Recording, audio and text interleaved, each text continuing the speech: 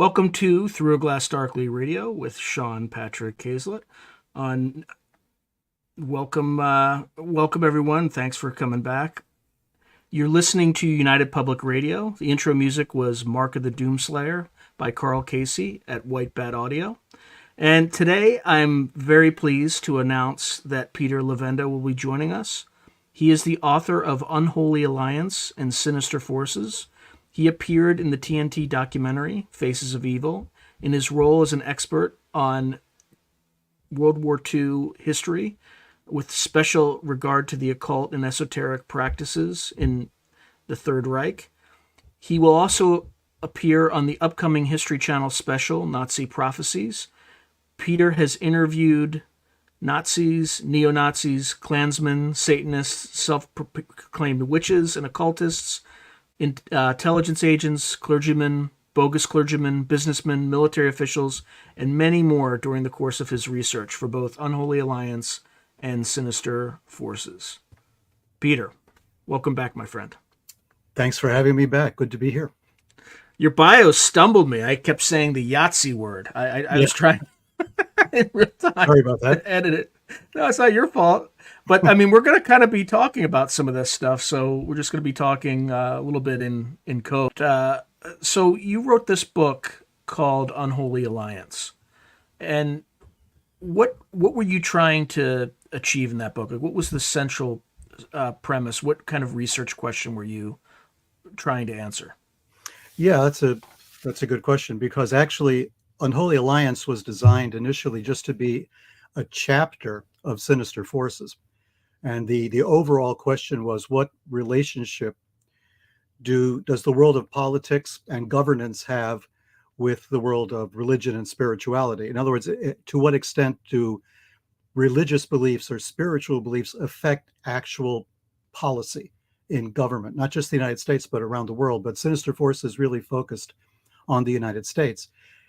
We have our Constitution, which guarantees a separation of church and state, that the state cannot make laws concerning religion, and there is no state religion in this country. But we see in effect that we have political leaders who are very religious, and to what extent do those religious beliefs affect how they deal with global issues or national issues?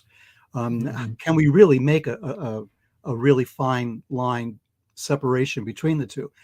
We see in our country the extent to which religion and religious ideas and concepts dominates political discourse. I mean, more so than it does in many countries around the world, which have long histories of religious activity and religious activism. But they still, when it comes to government is run like an office, right? And there's no room for all the strange beliefs that religious people may or may not have. So one particularly good example of that was Germany in the 1930s and the 1940s. And it was like this was a government that had a great deal of motivation. Their policies were based upon some very strange ideas, eugenics being one of them, but a kind of eugenics to its logical conclusion. So there's a spiritual difference between peoples, according to the Third Reich. So these people believe that, there was spiritual pollution present in the bloodlines. I mean, to the extent that if you were an SS officer, for instance, you were not allowed to have any kind of sexual intercourse with a Jewish woman, for instance. That was because what happened is your bloodline becomes polluted, and then you bring that pollution back to your unit. It was a very strange idea. But this is one of the many ideas that they had. And I thought, well, this is a good place to introduce this concept of a church-state, amalgam. And what would it lead to? I mean, the Holocaust basically made no sense otherwise, right? It had to be a spiritual phenomenon, because people who did not even identify as Jewish, who were non-religious, who were secular Jews, were rounded up for this because it was believed they carried this contagion, right? So that's no longer science. Now we're Never Neverland. So I said to myself, okay, this is a good place to look. And then I came across a book by a guy called Ladislas Farago. He wrote a very famous book called The Game of the Foxes. and a book on Patton, General Patton. And he wrote another book about the Nazi underground after the war. And it was called Aftermath. And he talked about a very strange encampment in the Andes Mountains in Chile, which was like a religious Nazi cult center. That's as much as he knew about it at the time. And I thought, hot damn, this is something I've got to see with my own two eyes. This is like perfect. I mean, if I could just see this operation that ties all the threads together. And eventually what happened is that became the core of the book called Unholy Alliance. I came across the documents that captured German records at the National Archives. I came across a lot more, a big stash of them at the Library of Congress, where they have another bunch of papers from the early days of the party and what Hitler was doing with various other individuals that he was getting wiped out.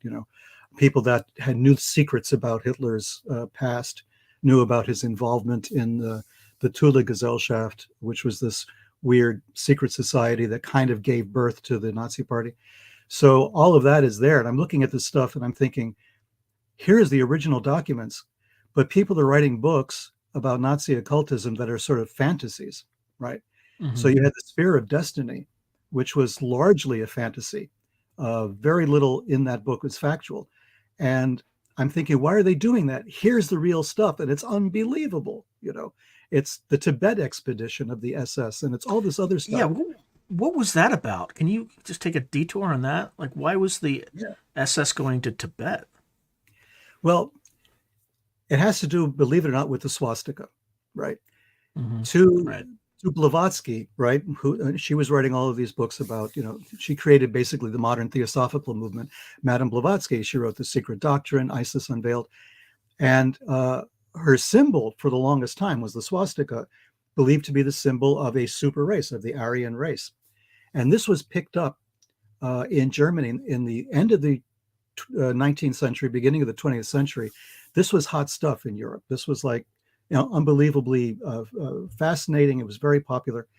And there was World War I. World War I ended disastrously for Germany. But at the same time, communism was starting to take hold in Germany. I mean, it had already happened in Russia. So you had Russian soldiers throwing down their arms, German soldiers saying, we're not going to fight each other. We're brothers, we're workers, we're part of the workers' movement. Why are we killing each other for our bosses, right? So you had now communists coming back, or Germans coming back who are kind of socialist oriented, kind of thinking about communism in a positive way. And then you had the anti-communist forces who had adopted a swastika as their symbol. So you had the Steel Helmet Brigade, a Freikorps, a Free Corps Brigade, which was sporting Stahlhelm, right? Stahlhelm, yeah. So you had those guys marching with the swastikas. This is before Hitler had adopted it, right? Or the party had adopted it. So this was already very popular. And when Germany finally got organized around these ideas, what happened was the SS had created, or Heinrich Himmler had created, this little organization called the Ancestral Heritage Research Bureau, the Ahnenerbe. And this was a division of the SS.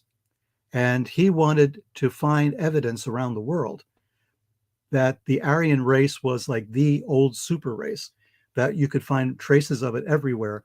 And then it was Germany's mission in life to bring back that race and to reinstitute it as the guiding light of humanity. So what happened was, who has the biggest collection of swastikas, right? It's Asia. So it's Tibet, India, like that. So Tibet was believed to be the repository of ancient wisdom, and it would be the ancient Aryan wisdom that the Nazis were looking for. So they sent a famous archaeologist, anthropologist, out to Tibet with a group of SS archaeologists.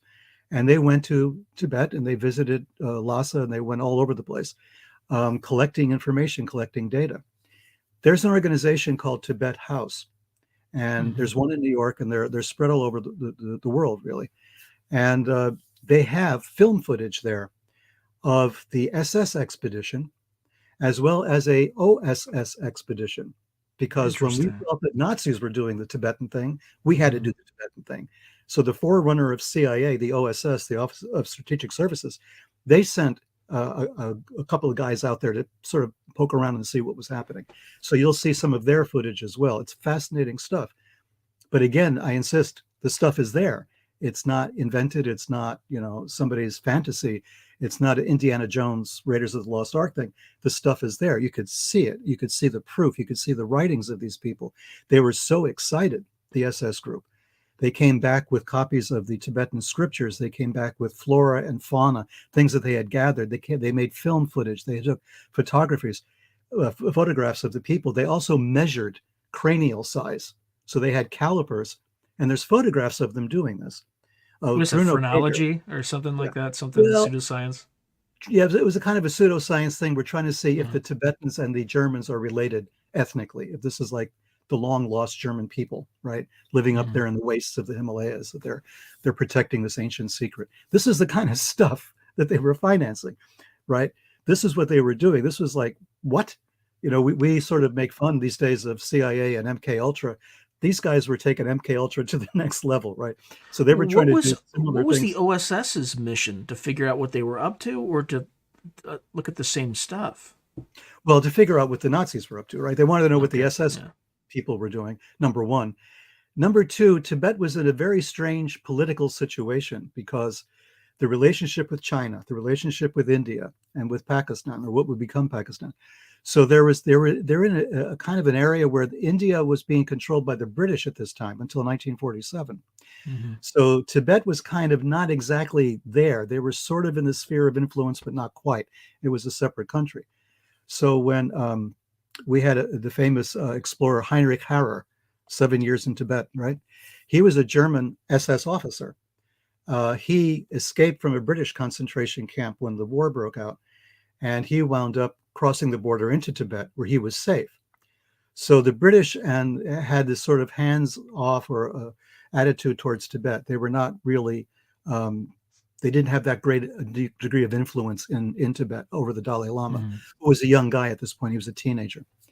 So there was this maneuvering back and forth. And at the end of the war, when Heinrich Harrer is going to leave and the Dalai Lama is going to escape, the Chinese are coming in, and the OSS is now providing an escape route for the Dalai Lama to get out and get into India, cross Nepal and into northern India, and Dharamsala, where he eventually wound up. So you have the world's intelligence agencies, focused on Tibet to a certain extent, because it was realpolitik, right? You're fighting China Hmm. on one side, which is moving in. You have the Russians on another side. You have Nicholas Roerich and all of that stuff, and Red Shambhala, as they called it. So you had this whole thing happening, and you had Indian independence happening, and the Hmm. English were getting kicked out of India. So this was a very volatile area. So you can understand why the intelligence services were going to be there. But that's not why the SS expedition was there. They were there to find out, what was going on in Tibet. Can we get copies of the documents? Can we bring some monks over to train us in these mystical arts? And can we find proof that the Aryans fled after whatever ice age and wound up in the Himalayas? Do the Tibetans have some secret knowledge that we can, possess and use to our benefit in the war, the upcoming war at that time? So Yeah, one, I think yeah, what's one interesting side, about Tibet is, like, yeah, I think the first CIA star, right, the star representing someone who died mhm. on a mission, I think was in Tibet, I think you're right. Yeah, which is it's which is an odd. Anyway, sorry to interrupt. I just no, wanted to add that. just one more note before I forget. The guy measuring the skulls with the calipers is a guy called Bruno Beger.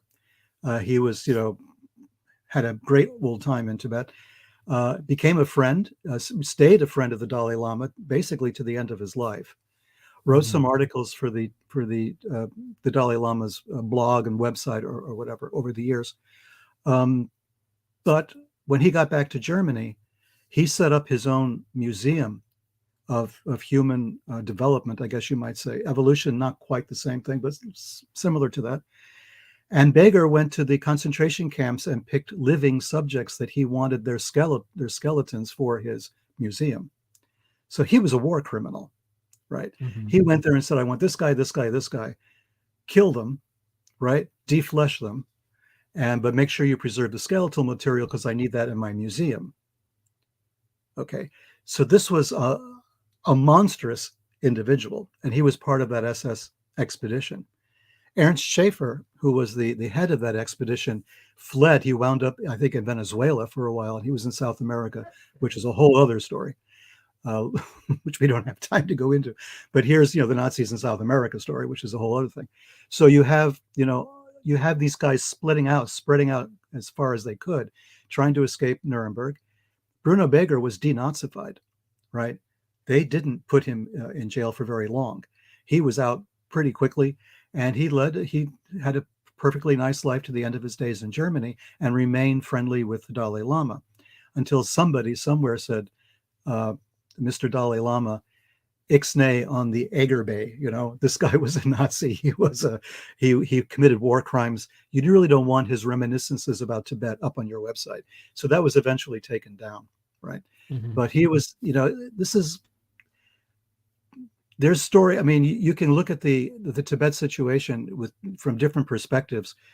The Dalai Lama was friendly with a lot of people who were Nazis, and even the former ambassador of Chile to India, a guy called Miguel Serrano, was a rabid Nazi during the war. His name is on the list of members of the Nazi Party during World War II in Chile, and he became an ambassador later. He was ambassador, I think, to Austria. He was an ambassador to India, and became very close friends with the Dalai Lama. Have photographs taken together, the whole thing.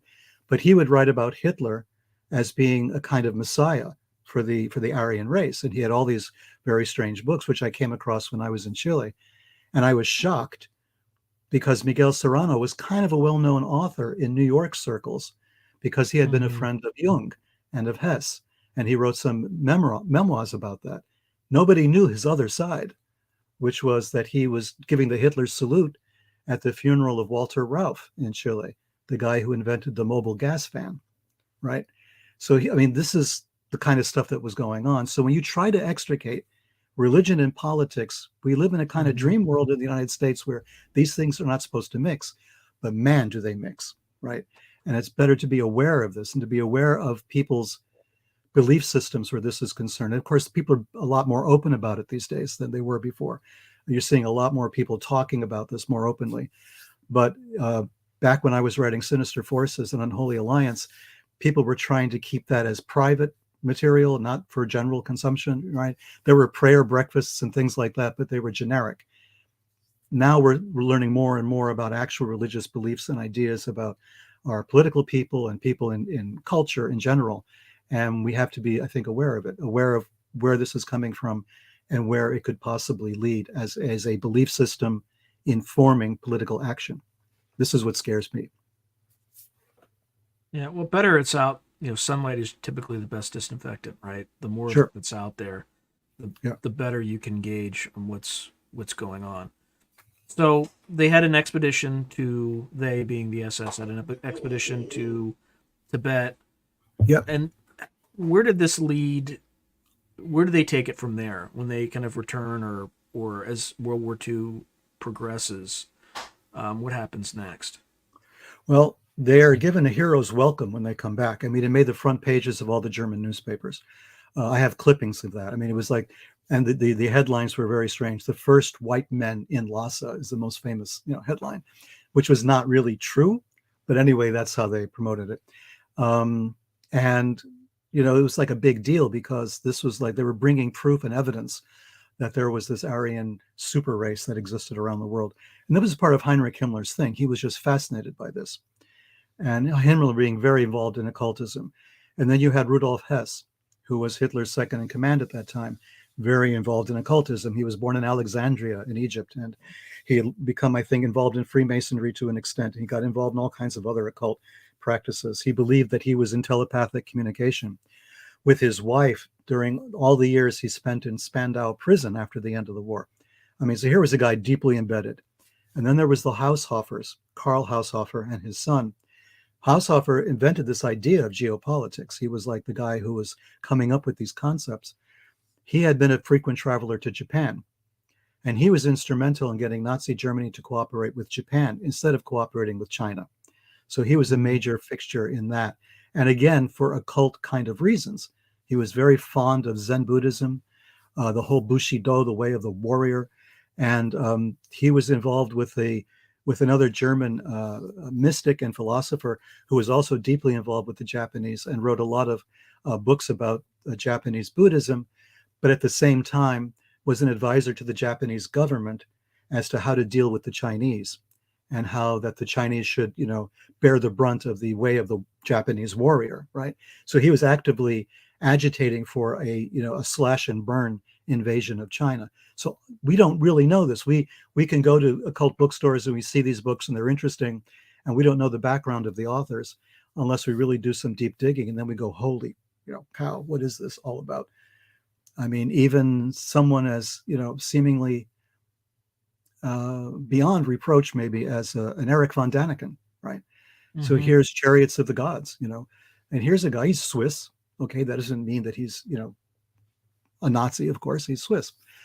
But the guy that was his partner that started him in on all of this and was helping him publish these books initially was a guy who was an editor for the ultimate Nazi newspaper during the war, right?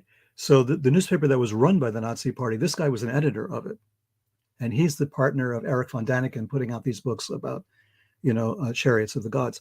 So you start hooking at all of this, and you can see why there's this pushback these days on the kind of ancient aliens, or, did aliens build the pyramids, that kind of thing, because it's so intertwined with this racial theory that was very popular in the 20s and 30s, right? And especially through the Nazi era, that you're kind of hesitant to go there because you're going to stumble over all these weird guys who are claiming, right, these Egyptians were brown people. They could not have built the pyramids, right? It had to be white people, or if not white people, at least aliens. Come on. So you had this kind of situation going on. So Himmler was the magnet for all of this. I mean, if you were a crackpot and you had a really weird mystical theory about the universe, you would find a berth, at the Ahnenerbe, at his pet operation there. He had Otto Rahn working for him, and Otto Rahn was looking for the Holy Grail, in the south of France. So he wrote 3 books on the subject, and he was a member of the Ahnenerbe, the SS Ahnenerbe. He was an SS officer, this guy. And yet, he was being sent on these missions to look for the Grail and to write about, can you find the origins of where is the Grail? Where, who was protecting it? What groups were involved? So you learned about the Cathars from him, and the idea that the Cathars were an anti-church group, perfect for Himmler, because they're trying to get rid of Christianity. Christianity was the enemy of the German state. People will say, well, wasn't Hitler a Catholic? Hitler was a Catholic, and Himmler was a Catholic, and there's no anti-Christian like a lapsed Catholic. I can tell you that from my own personal experience. So these guys were looking to replace the power of the Catholic Church and of Christianity in general with a kind of new German paganism. At least Himmler was. Hitler maybe didn't care as much. That wasn't his main idea, except when he was in the trenches during World War I, Hitler did write poetry as odes to the Teutonic gods. He wrote poetry to Wotan, Hitler, in the trenches. So he had this pagan kind of thing. And before the war started, he was reading these magazines, the Ostara, and magazines being put out by these weird New Templar guys who were, the Templars were also a magnet for this belief, because here was an order of knights that was being persecuted by the church. Again, the enemy of my enemy is my friend. And so the Templars were like heroes to a lot of people in the pagan world and the anti-Christian and the anti-Catholic world. Even though they were Templars, they were supposedly knights of Christ. They weren't exactly. Maybe they worshiped Baphomet, and maybe they were pagans, maybe they were this, maybe they were that. So that got a lot of attention. So all of this gets mixed into the Third Reich. So now you have Nazi Germany, you have all these really strange individuals all working directly for Himmler, the most dreaded individual next to Hitler in all of Nazi Germany. The guy who ran the Gestapo, the guy who ran the SS, the guy who was in charge of the camps eventually. So here's a guy running the concentration camps with one hand, and he's researching Tibet with the other, and he's supporting German occult groups around the world. So there's film footage of German Beltane ceremonies, May Eve, Walpurgisnacht ceremonies in Argentina. So there are all these blonde Germans, with torches, and a very familiar looking kind of parade taking place in Argentina celebrating, pagan holidays. So there was this money going in towards that. And the swastika then became this powerful symbol. Can you think of any political party whose symbol is that powerful, is that recognizable, that people see it and immediately they have a visceral reaction to it? It was supposed to be a political No. party. The closest is the hammer and the sickle. That's the closest you can come that to. doesn't come. And nobody's using doesn't come that close. anymore. Yeah. Right. And it's, right. Well. and as I, well, yeah. Well, and as I said in Unholy Alliance, the Nazi Party was not a political party the way we understand political parties. They didn't care about policy. They didn't care about making the trains run on time. The Nazi Party was a cult. It was a cult of personality, Hitler at the top of it, but it had all the trappings of a cult, the Nuremberg rallies, the torchlit processions, the swastika itself on everything, the death's head symbols, the ring, the SS ring, which was designed by another occultist, a guy called Willigut, or a Weistor, as he liked to be called. Here was a guy who had been an inmate of an insane asylum in Germany, who had been let out and had managed to convince Himmler that he had complete memory of all of Germany's history going back thousands of years, that he could just tell you exactly what was happening at any year, at any era in Germany's history, what was really going on. He's the guy who designed the SS ring that all the SS officers were awarded at a certain stage, right? So this is the amount of influence they had. This is the amount of influence the occultists had within the German Reich. Now, you can look at the German army, you say, well, these guys maybe were not as indoctrinated, but the SS was. And the German army too, let's not kid ourselves, to a large extent also was. But the SS was definitely a cult. You had racial and genetic requirements for the SS. You had all sorts of things they had to do. They got rid of baptisms. They got rid of the marriage ceremonies. You can see copies of this at the captured German records. They had their own rituals for weddings, for baptisms, and that sort of thing. They wiped out any reference to Christianity at all. And they went so far as to create a German Christian church in which Jesus was not Jewish, but he was the son of an Aryan, of a Roman centurion. And so they excised all the Jewish stuff out of the Bible, which meant the Bible. Did they just make that up, or is there an obscure source from somewhere that made that claim? They just make it up that he wasn't Jewish? They pretty much made it up. I mean, okay. there were stories running around towards the end of the 19th century that there was a Roman soldier that he might have been the actual father, but there's no evidence of that at all. I mean, it doesn't make sense. There's no data to support this at all. It was just somebody's idea that this maybe is what happened. That's how she got pregnant. She had to hide the pregnancy, because it was a non-Jew and blah, blah, blah. So they made up this elaborate story. But,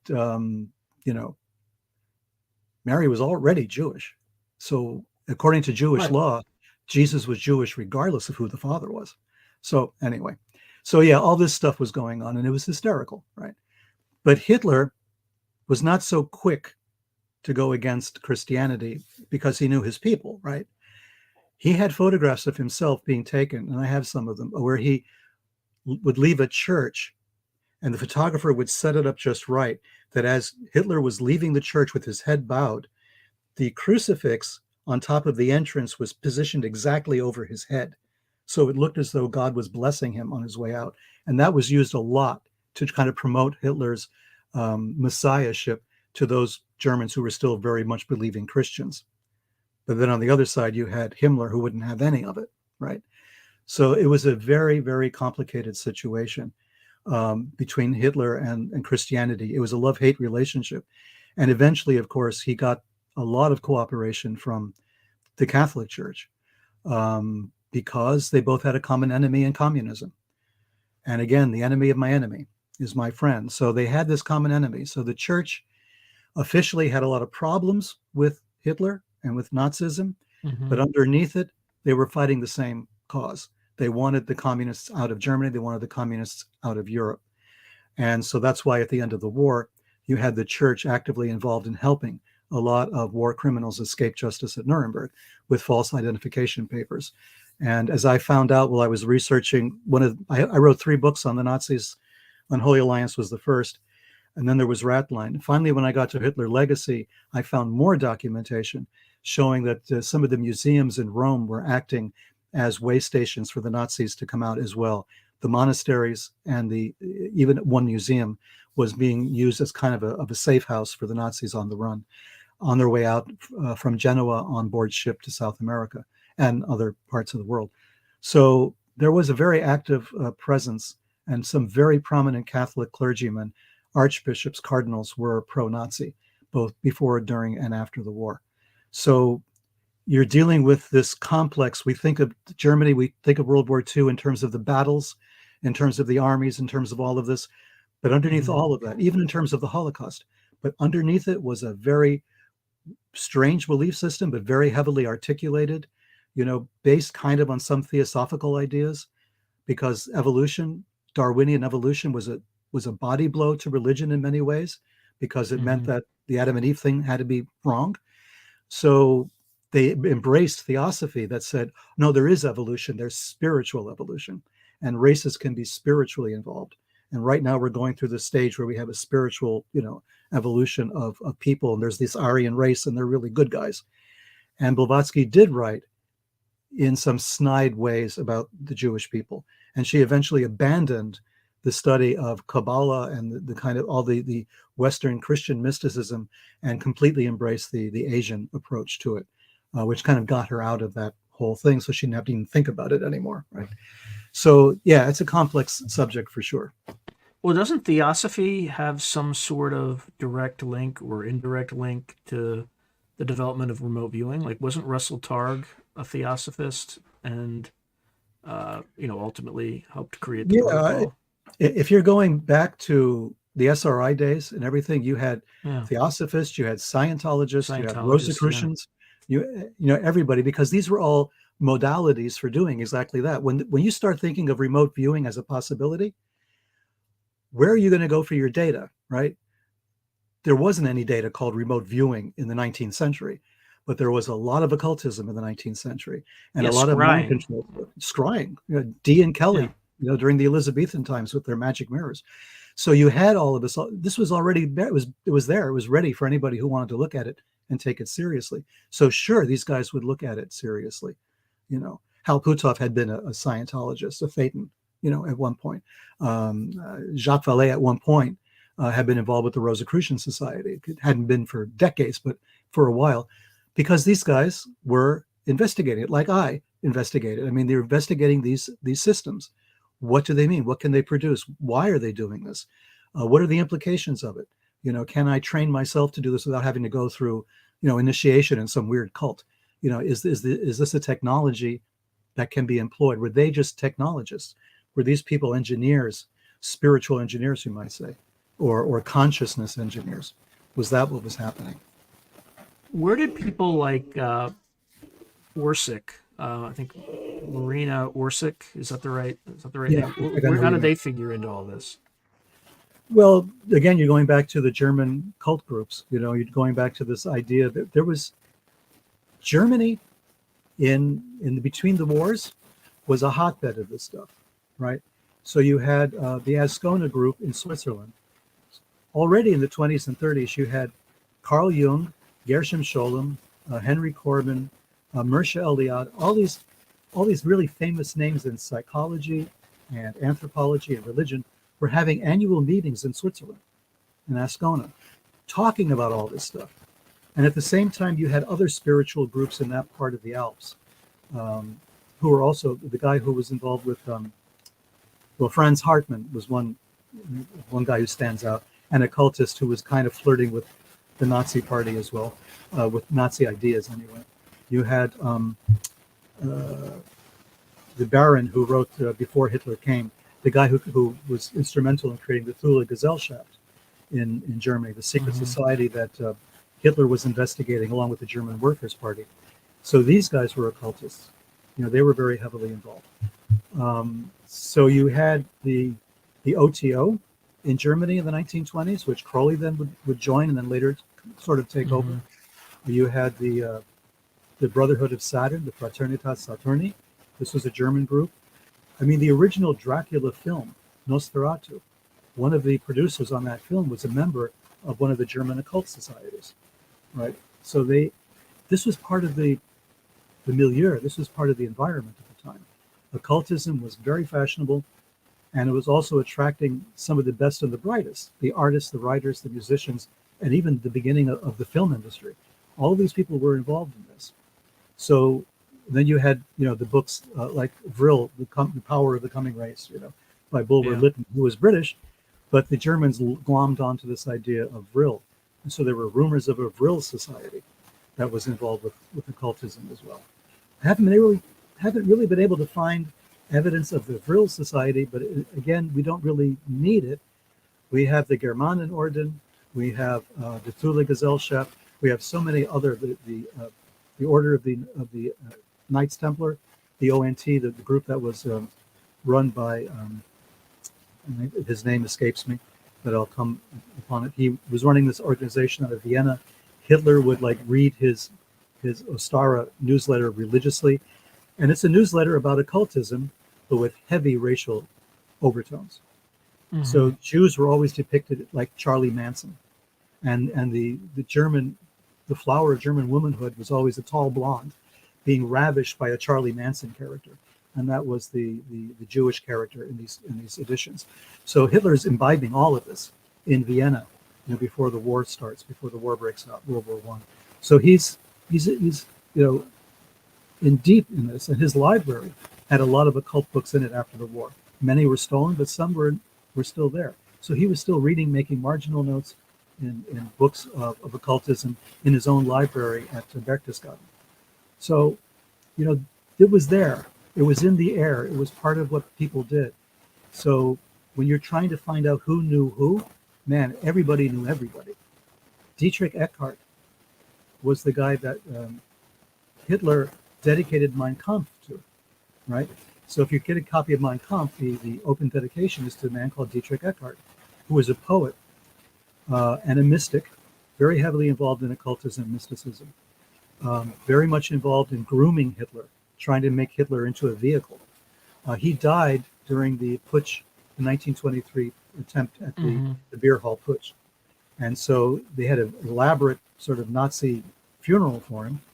And then Hitler dedicated Mein Kampf to him and felt that strongly about Dietrich Eckart, another occultist, another mystic. So you can't extricate this. People try to say, well, the German occultism thing is overdone. We really don't have that much evidence, et cetera, et cetera. We have too much evidence. We're wallowing in it. It's just trying to make sense of it that's so difficult. What effect did this have on the people's actions? And I think that the primary evidence is the Holocaust being the most obvious evidence of occult ideas. But there's also Wewelsburg Castle that Himmler created for himself as the kind of Vatican for his SS officers. I visited there for that television show he did, Faces of Evil, back around more than 20 years ago. And that's a very spooky place. I mean, the swastikas are embedded in the ceiling, embedded in the floor. There's 12 niches in the basement where the ashes of the dead SS generals would be kept. Seances would be held there. Himmler thought he was the reincarnation of a famous Teutonic king. All this stuff was going on all the time. He would believe that Himmler believed that he was in contact somehow metaphysically with the ancient German rulers. I mean, so this is the guy running the camps. This is the guy running security for the Reich. This is the guy running the secret police. And he's deeply involved in occultism, in occult ideas, reincarnation, mental telepathy, memories of past lives, the Knights of the Round Table, the search for the Holy Grail, the Tibet expedition. I mean, it goes on and on. It all goes back to Himmler, and Himmler was the guy running interference for Hitler all over Germany, right? This was the guy making sure that the Third Reich stayed the Third Reich. You had an enemy, Himmler would see to this guy was erased, right? Whether it was a person or a group or an entire race of people, entire ethnicity. He had a museum called the Freemason Museum. It was like an exhibit of Freemasonry because that was the enemy too. And if you were a third degree Freemason, you went to the camps. That's was automatic. Oh, I didn't know that. Oh, you were a true believer. Yeah. That's an unholy alliance. The third degree Freemason to the camps. The first job that Adolf Eichmann ever had in the SS was as the curator of that Freemasonry museum. So you could just see, the extent to which this had a hold over the people running the country. It was incredible. Do you think there's something non-physical that was influencing these leaders by dabbling in the occult, similar to sinister forces, just something that we can't quite place our hands on, but something that was kind of guiding and steering the German zeitgeist into this sort of direction? Well, just take the sinister forces modality and switch it over to Germany or to Europe in general. We like to think of our history as neat little packages, and there's like demarcation points. This ended, this started, this ended, this started. And we do it with the timelines. We think the timeline is, okay, we're no longer pagans, right? At some point, Europe became non-pagan and became Christian, right? And we sort of make that heavy black line separating the two. That's nonsense. It's just, that removes context from so much that we're studying in history. There is a context that goes deep. For a lot of people living on this planet, 1,000 years is not that long ago, right? Right. I mean, the Hatfields and the McCoys are still hating each other after only a couple of hundred years, right? You've got issues that people are still fighting over in the Middle East. We're still fighting over things that happened 5,000 years ago. So to assume that because we are modern humans living in a modern quote unquote society, that we no longer have these issues is you're whistling in the dark. There's a lot that's still happening. There's a lot that the belief systems are still affecting us. They affect us every time we walk outside. You walk through, I've been through a lot of countries in Europe, and I used to be in business in Europe and in the rest of the world. So you can go, from Portugal to Spain to France to Germany, you're walking through history. It's not gone. You're walking through history itself. You're looking at castles that were built hundreds, if not 1,000 years earlier. You're walking through towns that have existed for over 1,000 years. And you're trying to tell yourself, well, they have Netflix, so that, that ancient history is gone. No, they're living it. They're breathing it. They're touching the stones where their ancestors lived and were born and died, and maybe were murdered by some church or some government, maybe burned as witches, for instance. You're going to be walking through areas where this past is still very much alive. No one's given it up. They have not just said, oh, we're moderns now, we don't believe in any of this stuff, because they're still fighting religious wars. They're still fighting the wars of Protestants versus Christians, and look at the pogroms against the Jews that took place right up until the 20th century. What is that all about? 2,000 years, really? You couldn't get over it? It was a long time to hold a grudge. You know what I'm saying? So there's this idea that we left it all behind. We didn't. We're living in it every single day. We have to be aware of it. So when you're asking, is there something non-physical, is there a spiritual force? It's there. It's there in the stones and in the earth. People still visit Stonehenge, and they don't have any clue when that was really built or why it was built. There's ideas constantly. Look at the pyramids. The pyramids are such an icon that, the Taliban swore that if they ever got to Egypt, they would blow them up, right? It's still like a problem. Like they blew up the Buddha statues in Afghanistan. This is still a problem for a lot of people. We have not gone past any of this. We're still trying to deal with it. And we're not doing a very good job of it either, because we're trying to hold our ears and say, blah, blah, blah, nothing's going on. But it's all around us. We have to open our eyes and see what is really going on, what these people really believe, why they believe this.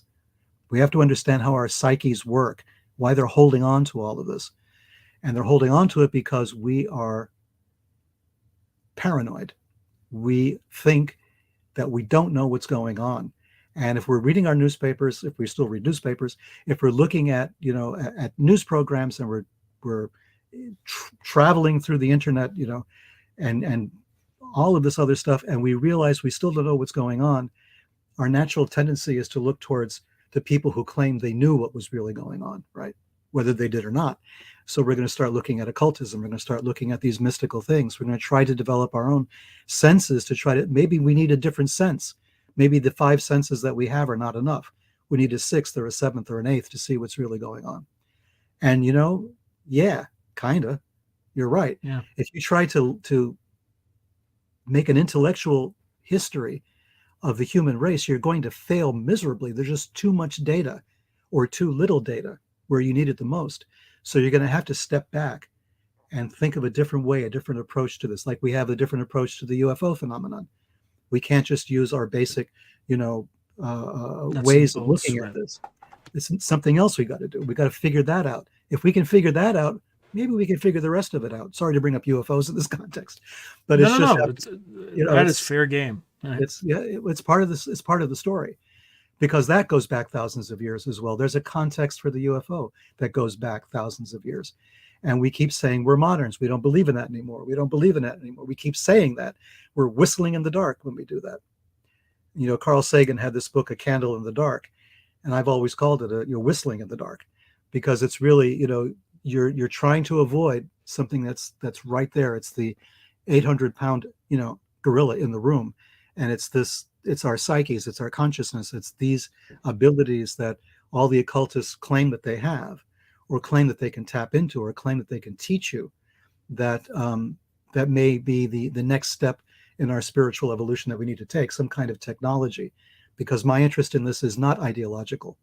I'm not an ideological person. I'm not trying to promote one religion over another or one spiritual practice over another. To me, spirituality is a kind of technology. And in that, I'm not too different from a Russell Targ or a Hal Puthoff or any of these guys. For me, it's a technology. There's something there, but I'm not throwing the baby out with the bathwater. It's Right. Ritual has something to do with it. Mysticism of various kinds, shamanism, all of this, it all needs to be investigated with an open mind. And we need to get past this idea that we're treating it like it's a literary genre. This is the thing that really bothers me a great deal, is we have a lot of academics now studying these texts, studying occultism, but they're treating it like a literary phenomenon. They're treating it like we're going to compare this text to that text or this writer to that writer. I'm thinking, what about the practice? Oh, no, we can't do that. We wouldn't be objective anymore. That's a subjective experience, Yeah, I think they're just trying to do it with a fig leaf of academic respectability. I think that's the way to look at it. For folks just joining, you're listening to Through a Glass Darkly radio with Sean Patrick Hazlett on United Public Radio, and I'm here with Peter Levenda. One thing I want to just add, because you probably may not have heard this, and then we can continue on. In terms of how this impacted the German zeitgeist, I recently interviewed somebody named, a psychoanalyst. His name's Jerry Marzinski. He spent about 40 years in various in prisons, various mental institutions, and he focused on schizophrenics.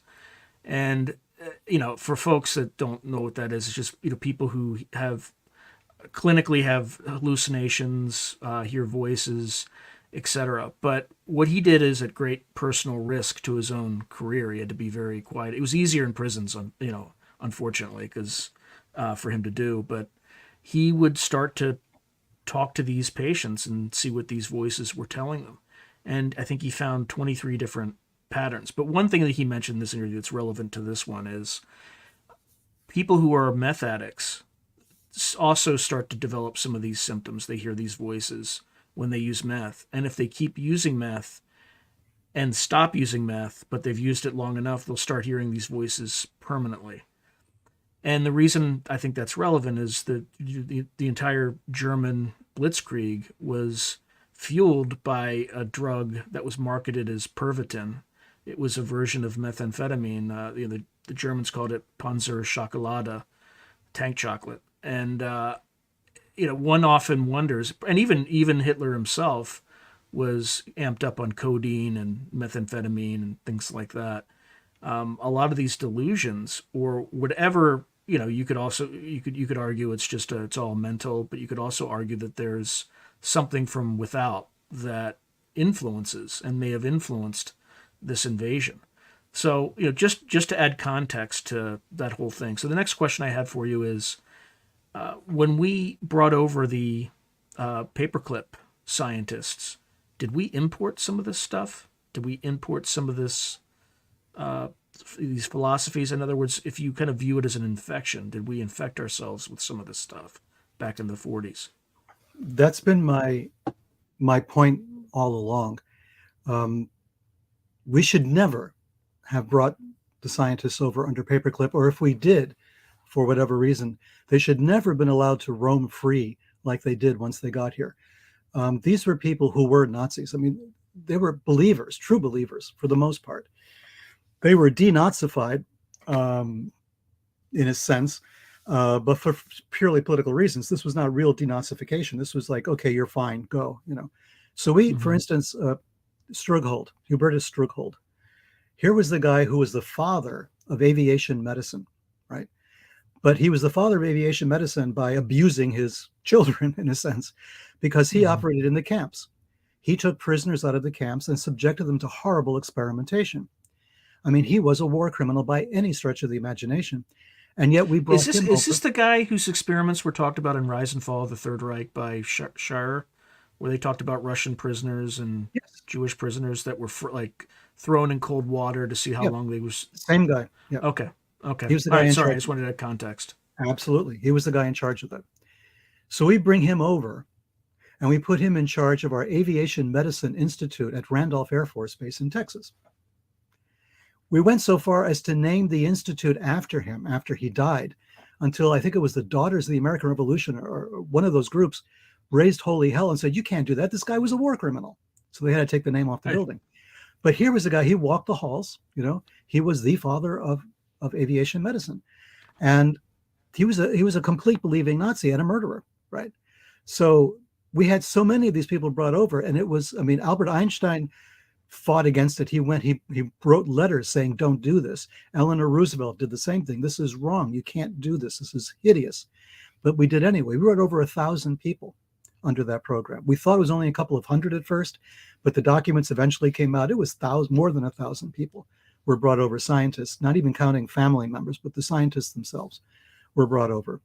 But the Soviets were doing the same thing. So the Soviets had many more thousands that they brought over, entire families. They built a town for them in Russia where they were kept apart from everybody else and were forced to work on rocket programs, propulsion, aviation things. So they had their own bunch, and we had a bunch over here working eventually in what will become our space program. But eventually it was the space program. Initially, it was the rocket program. It was for building missiles. And these scientists that we brought over were not our friends. They looked down on us. They thought we were ridiculous. Okay. They would sabotage the programs they were working on. At one point, one missile they fired off wound up in Mexico. It hit a town in Mexico. I think it was outside of Jalisco, if I'm not mistaken. People died, right? And that was the famous German technology that sent that rocket into Mexico. All kinds of things were happening. We found out later that these same German scientists at that base where that missile was fired were in correspondence with their counterparts in Europe and in Russia. They were sending letters back. They would go for a walk in town and they would drop off letters, and these letters would go back. So the Nazis scientists were communicating with each other, unbeknownst to the US government at the time. We couldn't trust these people, and then we have Werner von Braun, who was an SS officer, a high-ranking SS officer. This was somebody who was really SS. We like to paint. He drank the Kool-Aid. He drank the Kool-Aid. He wasn't one of these guys, I just want to be a scientist, so I'll put on the uniform, but I'm not really serious, like they all said. No, that was not. He was using slave labor at Peenemünde, right?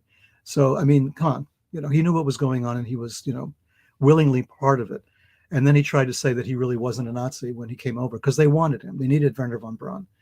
They needed, besides Strughold, the what's his name? The other general, the one Werner von Braun worked for this guy at Peenemünde, and his name again escapes me. But we brought him over. We sent him to Wright-Patterson Air Force Base.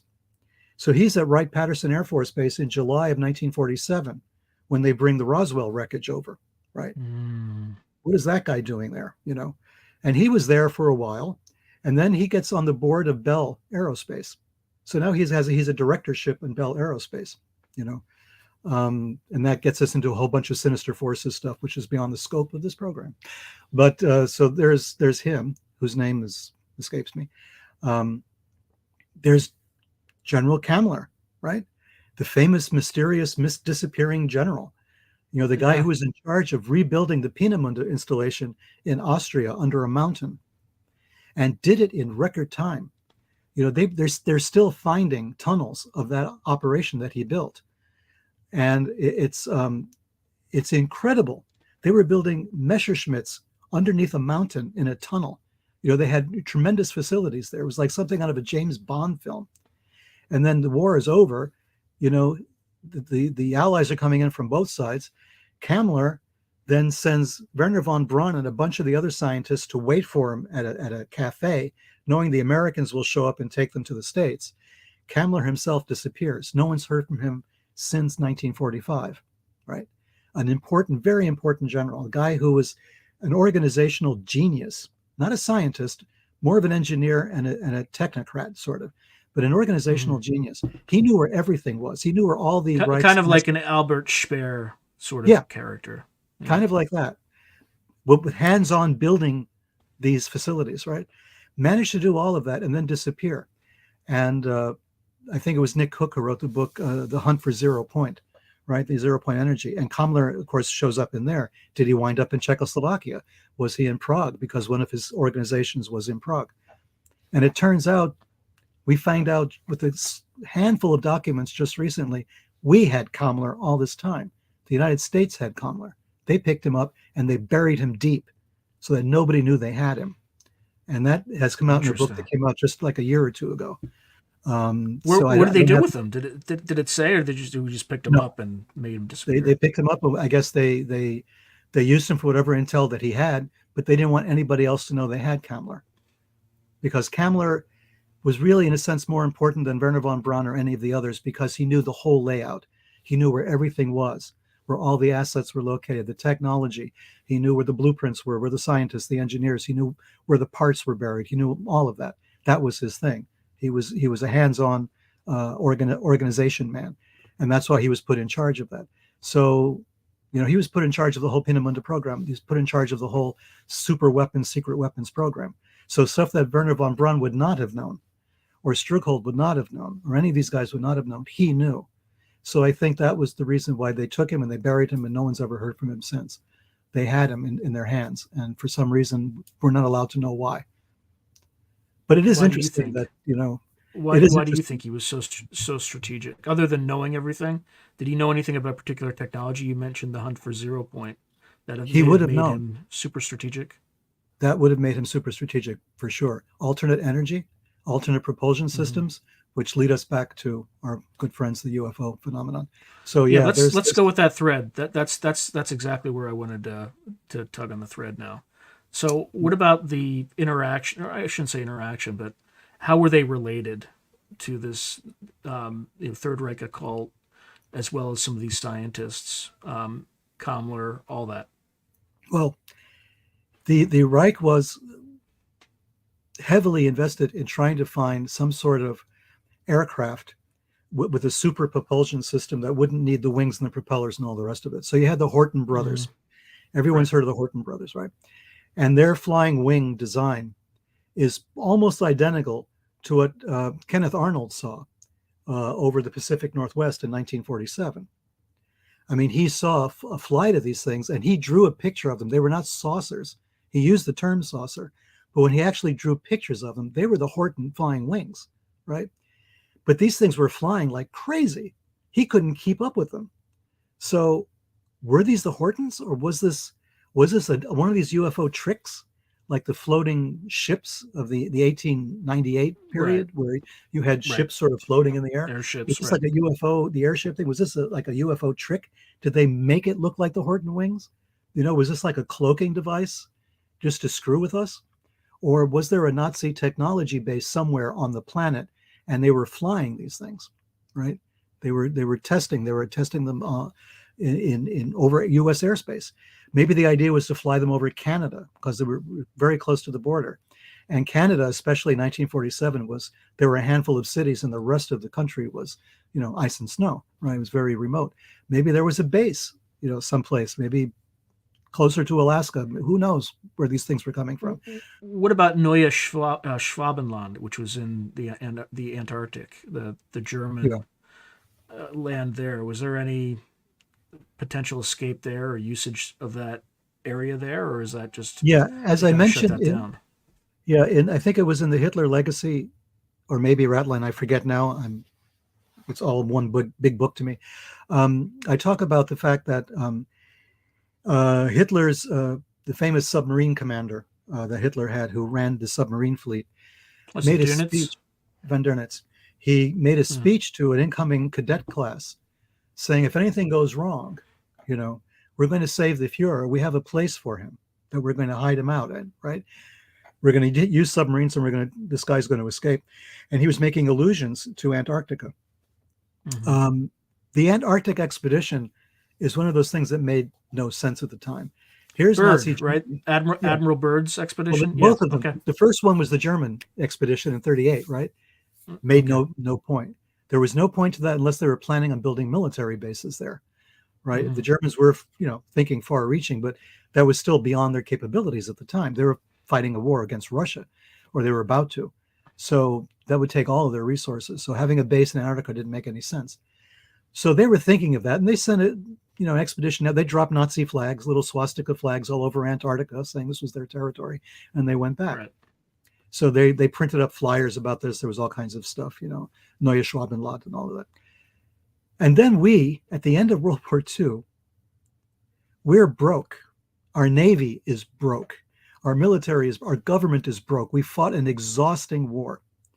They're cutting back on everything. They're cutting back on all of our military resources in 46, 47, 48, right? We're cutting all this back. And then we decide we're going to conduct this extremely expensive expedition to Antarctica. Don't Yeah, know it's why. weird. It just felt like it, We're going Right. to send Admiral Byrd down there because he's the cover guy, Byrd is taking this thing and it's like heroic. We're going to go down there. All these ships, all these personnel. No one is trained in the equipment. They don't have the right equipment. They're just going to go down there. An entire convoy is going to go down there. They're going to rummage around there. They're going to come back. They're going to lose people. People are going to die down there. Equipment's going to fail. There's going to be a handful of photographs and video stuff, but not much. They're going to come back and say, "Oh yeah, it was a great success, right? Everything is fine. Don't worry about it." At an enormous expense to the taxpayer, we did this. Yeah. And to this day, we can't get a straight answer as to why the hell we went down there in the first place. But if you have a Sinister Forces kind of mentality and you're looking for threads to pull, there's one thread that really doesn't make any sense. Beyond the Admiral Byrd thing and the statement that, planes are going to fly from pole to pole instead of around the world this way, they're going to Yeah, go it's this a way. weird statement. Right. A weird statement that he made. Instead of all that, okay, there was a guy on board ship in that expedition who was, as it turned out, a Nazi. Not just like a neo-Nazi, like an American kind of neo-Nazi kind of guy. No, this guy was a Nazi before the war. He was a member of the Nazi Party. He was also a member, I think, of the SD, basically the secret police, if I'm not mistaken. That was his famous claim to fame. And yet the war breaks out. We enter the war at the end of 1941. And this guy gets involved. He's part of the U.S. Navy now. Now he's in the military, our military. Although the guy is a Nazi, he's in our military, and he's on that expedition to Antarctica. What was his rank? Like, where did they bring him on? As an officer? He was an officer, I believe. He also had a wealthy background. He had some sort of patronage behind him as well. So I think he was a lieutenant, if I'm not mistaken. I can go and look back. I have the documents, or you can find it in one of the books. And so he comes back. Okay, that's not the end of it. If that was the end of the story, okay. But then it turns out that he's running basically Odessa in the United States. So he's running like a program to hide Nazis and to make contact with Nazi groups in South America, Europe, and elsewhere. He's in the nexus. He's in the middle of it. He's approving people to be involved with this Nazi underground. If he doesn't like you, you're not going to be in it. So he's still working for Germany. Okay, that's bad enough. So here's a dedicated Nazi. Somehow he's on our side during the war, and then he's on that Antarctica expedition. Then he runs like an American neo-Nazi underground, or not a neo-Nazi, Nazi underground. But there's one more wrinkle. Lee Harvey Oswald. Okay. Mm-hmm. Lee Harvey goes Oswald, back to Lee Harvey Oswald and Kennedy. Everything goes back to Lee Harvey. Lee Harvey Oswald, at one point, was trying to go to school in Switzerland. And I have the records of that. He had applied and been accepted to this weird little school in Switzerland. Never made it, right? He goes to Europe because he's supposed to go to this school, but that's when he goes to Finland and then to Russia and defects. But he was set up to go to school, to college, in this university, in this small, I think it was called the, if I'm not mistaken, the Albert Schweitzer Institute in Switzerland. It's a very small little operation. The Unitarians were involved. The Unitarian Universalist Church was somehow involved with them as well. Okay, fine. He comes back, the whole thing with he defects back to the United States. We all know that story. Eventually, the assassination happens. He's dead. They have his address book. And in his address book, there's the address for the American Nazi Party, right? He's got the name, phone number, address of the headquarters in Queens, New York, of the Nazi Party. Okay, that's a little weird. And he has all these German words and phrases he's been writing down. Okay, also weird. He's dead. His mother, Marguerite, is like all in the news. She's being interviewed by people. Your son killed the president. Who is her literary executor? The same guy who was on that ship in Antarctica, who was a Nazi working for the Reich as an intelligence officer, and then running a Nazi underground operation in the United States. He turns up out of the clear blue sky representing officially Marguerite Oswald in all her dealings with the press and all her public appearances and all the rest of it. This is the guy who runs that for her. We don't know how that happened. I've gone through his records. I've gone through all kinds of stuff. But now we're back to Lee Harvey Oswald. You see, at this point, this is where everybody shuts off. Everybody says, okay, no, forget it. I'm out. This is it. It doesn't make sense anymore. We cannot tie this together. There's no way to tie these strings together. We cannot figure this out. Nazis and Antarctica and Lee Harvey Oswald assassinations, UFOs, we haven't even gotten there yet. All of this stuff in one big package. And this is the problem we have. This is the problem that I faced when I was starting with Sinister Forces, and I started writing it during Watergate, right? So this is when I'm starting to put this together.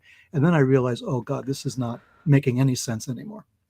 If I had to spitball it, again, this is very simplistic in terms of theory, but I can see how our intelligence agencies would leverage this German network in the post-war in order to position people, gather intelligence vis-a-vis the Russians. But even then, and then that kind of leads into the Lee Harvey Oswald thing. Maybe this guy, and the other weird part is, why is he this pathfinder to Antarctica? That's what it doesn't make. Was he on the first expedition? No, he was on the second, the U.S. expedition. Oh, so that was his first. So yeah, it's almost like he knew something, but it's just weird. Very strange. You wonder if he pulled strings to be able to get on that expedition because he suspected they were going to find something, because he had been involved with the Nazis before, right? He would have known, as everybody did, about the Neuschwabenland expedition. He would have known about that. Maybe he wanted to be on that expedition. He wanted to see what they find before they found it, right? So that he would be able to warn people. It's possible that he had his own function in mind when he went on that expedition.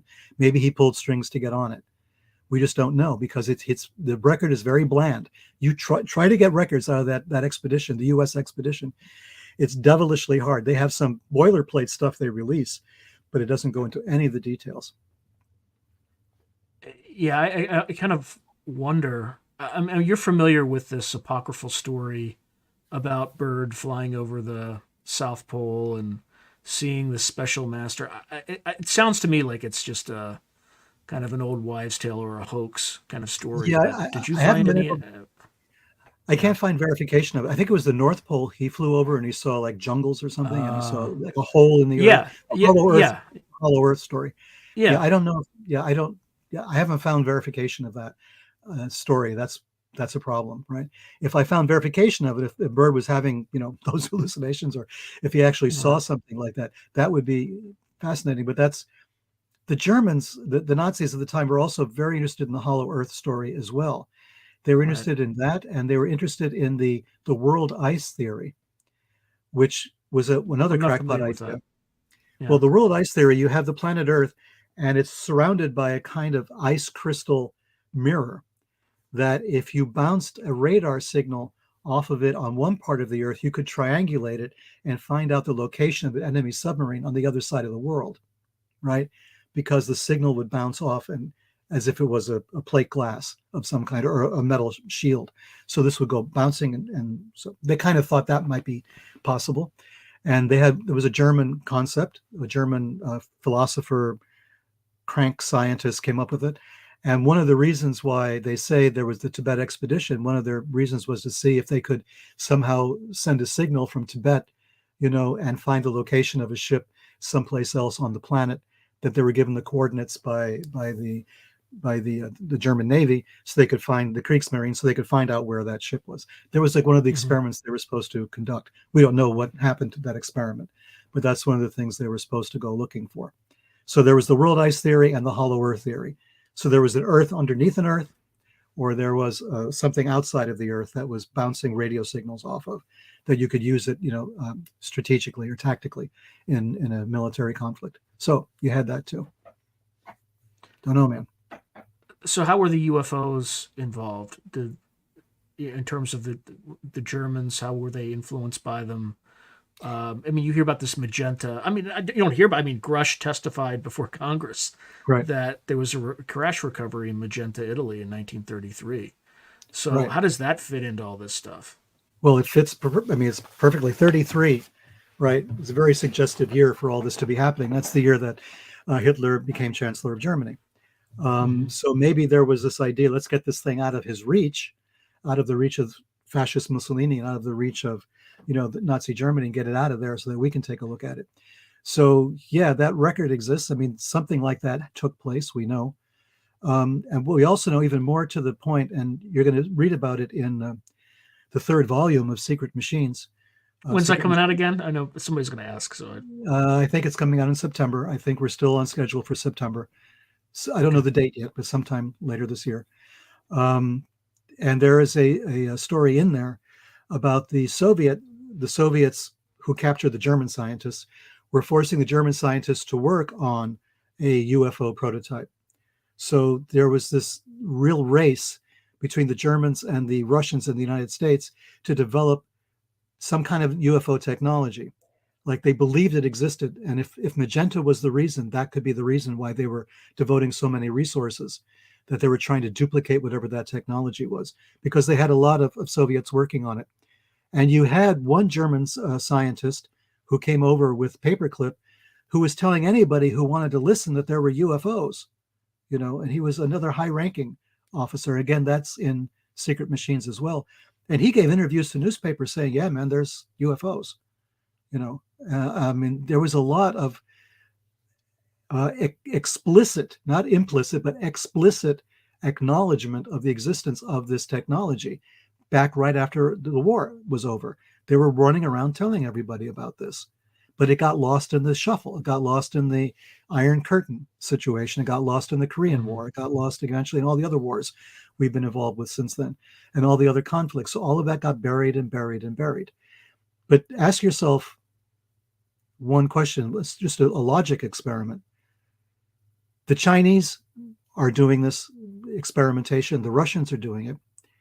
The Americans, as we know, are doing it. We have all of these countries involved with the UFO phenomenon one way or the other. And yet nobody has come out definitively and said, we have this in our possession. No one's come out and said anything officially in any of these governments, and they've changed governments so many times. We went from the Soviet Union to the fall of the Soviet Union to modern day Russia. They're still not talking about it. China, still not talking about it. The United States, through all the things we've been through in the last 70 odd years I've been alive, nothing. We don't talk about it, right? We're starting to now in Congress. It's starting to break open a little bit, but nobody wants to talk about it. What would the reason be for all of these countries to keep quiet on this subject, regardless of their political situation, regardless of who's in charge? Why is everybody keeping quiet about it? What would be the one thing that would scare the hell out of any government? My feeling is it's the idea that there is another government, right? There is a force on the planet which is stronger, more capable, more of a threat, and it's a threat to everybody, right? Now, people hate when I talk about this because, oh, you're you're No, I promoting. think you're onto something. When people say these things are ETs, I think there's either it's some sort of phenomenon that we don't understand. Could be living, could be plasma being, who knows, right? Right. It could be some other non-human intelligence that has a civilization that, look, if you look at the six major die-offs that we've had throughout history, Mhm. burrowing species are the ones that always survive.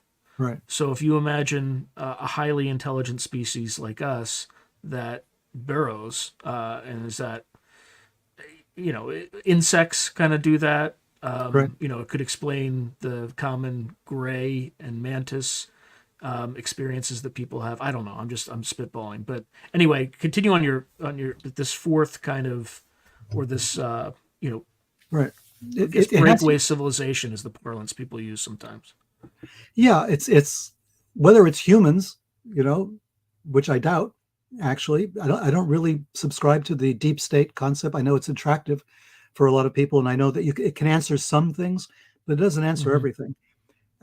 So I think it's not that. I think it is something, quote unquote, alien to us, but it's the ability that it has is a threat to every government because no Mm-hmm. government can defend against it. It's Right. just that bluntly. So why would they come out and talk about it unless they could come out with a solution? Nobody has a solution to this problem yet.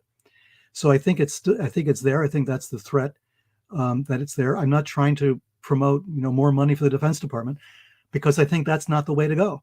I think that the Defense Department has reached the end of its capabilities in defending us Right. against these things, as the Nimitz has demonstrated and all these other sightings have demonstrated. It doesn't matter how much money we pour into the Pentagon, it can't do anything about these things. So there has to be another approach we can take. And I think the other governments around the world are coming to the same conclusion, that we have to find another rationale, another way of looking at this, another modality of approach on this. This is a technology that probably has tentacles.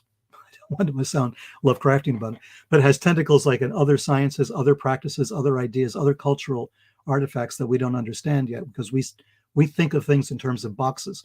We put things in little compartments. This thing doesn't exist like that. Whatever environment it has, it's interconnected everything. It's connected mind and space and matter in a way that is devastating to us because we can't get our arms around it at all. And they seem to have done this.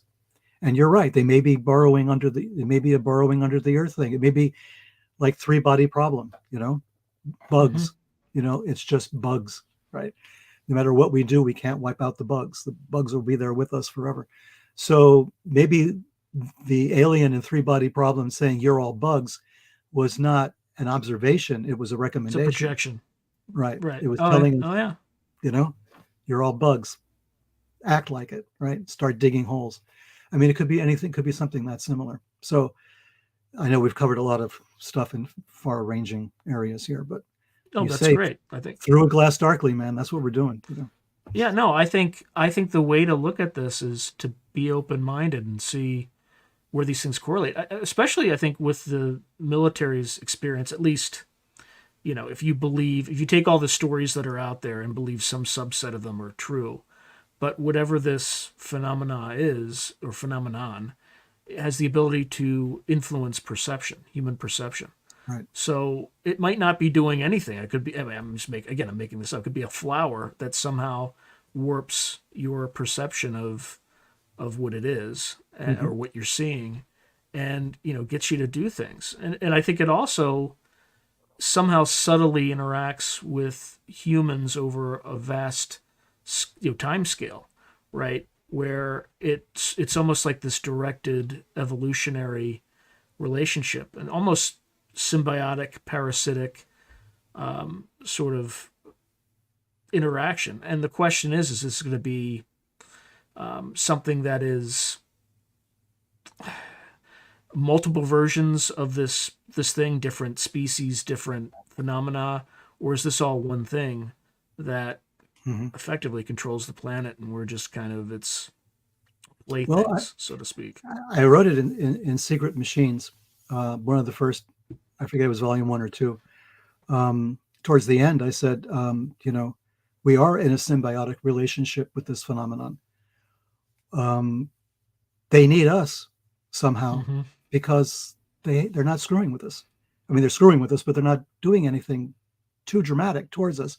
They may need us, and God help us, maybe we need them as well. Maybe this is a symbiotic relationship. We don't understand the contours of it yet, but it is something that's a mutual, right? So the governments are afraid because they Mm-hmm. can't control this. They don't understand it.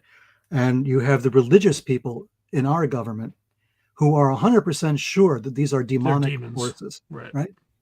Right. And I just wish they would come out and tell me exactly, please tell me, define demon for me, please, because I'd like to know what you mean when you say that. We never define our terms in this field at all. It's just people say all kinds of things, but they do believe that it's evil forces, evil spirits, demons, whatever you want to call it.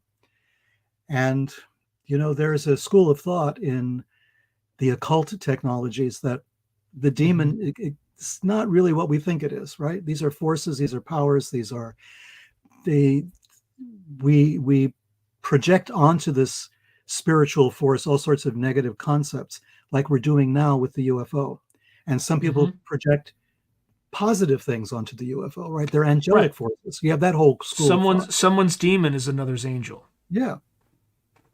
And that's where we're at.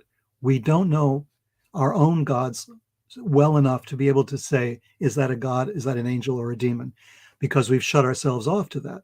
We're closed to that. As I said before, we think we're modern people living in a Mm-hmm. modern age. We put all that aside, and every time a UFO shows up, it's laughing at us from that point of view. It's saying, yeah, right, you put it all aside. We've been here for thousands of years. You've been recording us for thousands of years, and you still don't know what we are. But you've put it all aside. You're modern people now. Right. Sure. Not exactly. Right. So we have to get our understanding together that we need to really focus on this, as I've been saying now for more than a decade. We need everybody, all hands on deck, to understand what this is. We can't just rely on the scientists and the military people and the intelligence people, and sure as hell not the politicians, to figure out what this is. We need everybody involved. We need the musicians and the writers. We need the painters. We need the psychologists, the soft sciences. Everybody involved in trying to figure. Everybody has an angle on this. Everybody has a piece of the puzzle. We just don't realize it yet. But if we all got together in a room somewhere, we could probably get closer than we have I been in think the so. last 70 years. I think Yeah, it's I think there. the problem.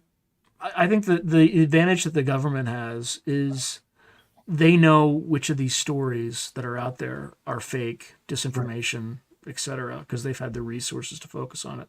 Yeah. And then they know ones that they can't know with certainty, but they probably know enough with a high degree of statistical significance that certain cases that have happened are real.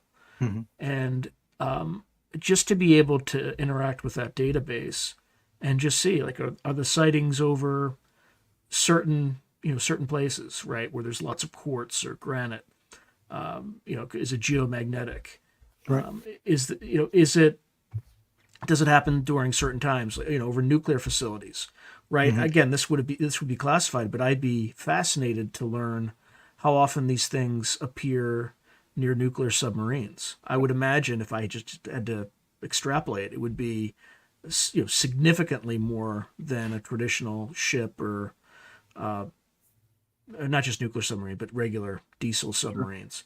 So I think this is, in terms of how this comes out, how, if this is the government's dilemma, how can the government, like, feasibly, I'm not kind of, if you're in the government right now and you're trying to solve for this problem where you want more brain power to be focused on this issue, how do you let enough of the population know that kind of what we know while acknowledging that, like, look, we are completely powerless to whatever these things are, without freaking out other elements of the population that because I think it can be done. It just depends on what you know and what the nature of these things are. I mean, everything depends on that in terms of the Sure. strategy that you might use. Yeah. And I think we don't know the best approach to take. And because we don't know that, we're not taking any approach. And that's the problem. Mm-hmm. We're too frightened to take that first step. We're too frightened to go there. We constantly hear this thing, oh, there's going to be panic in the streets, there's going to be this, there's going to be that, everybody's going to freak out. Well, okay, don't make it a statement to everybody. Handpick a group of people that is going to focus on this. Figure out first what you need. You need people who are specialists in the soft sciences, and people in all the sciences, they publish like crazy, publish or perish, right? You can go through what people have printed, what people have published, and you can figure out, okay, we need this one and this one and this one, because they're in the right direction. They're in the right track. They might be able to help us. They've got the skill set that they could bring to bear on this. Let's find a linguist who understands language, writing systems, and everything else, who understands it deeply, not just as multilingual, but understands how writing develops, how communication develops, understands about signs, making of signs, understands semiotics.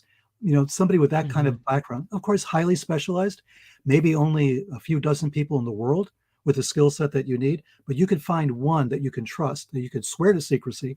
You can make them sign every NDA, whatever, give them a security clearance for a special access program devoted to understanding what their sliver is, right? Because we haven't done that yet, as far as I know.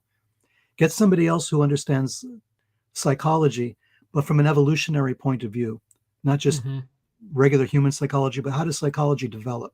What things do we gain? What things do we lose? On and on. So we have the soft sciences. We could find the people just based on the publishing history. I mean, if we have AI for anything, they can do this. They can weed through thousands of scientific documents. I have a feeling that's a big part of what the solution is, because the AI is going to correlate through vast troves of data that a human can't, and it'll find connections. It won't be able to explain why there are those connections, right? But it will be able to figure out, I think we'll be surprised. And I think we should use AI for that purpose too. We have records of sightings. We have huge databases of sightings, but they're not correlated to anything else. If we could correlate those sightings to weather conditions, to geographical conditions, right, to terrain, to what's going on in the political world at the time, or proximity to military bases, or to mine shafts, or AI could do that for us, right? Ask the right questions, you might get some interesting answers. There's a lot that can still be done, and we can do it as citizens. We don't need top secret clearance to do this. So I know someone who's actively doing that. The hard part about that is the geocoding process. Yeah. It's really painstaking and painful. But so there are some barriers, not to say that they're not insurmountable. They just take a lot of time and resources. And if you kind of have a guy in his basement working with the hatch data, you'll be able to get some stuff, but you're not. But that's the other thing too. A lot of this data is becoming available. So there's a lot of services where you can gain access to old newspaper articles digitally. Right. It's all being scanned.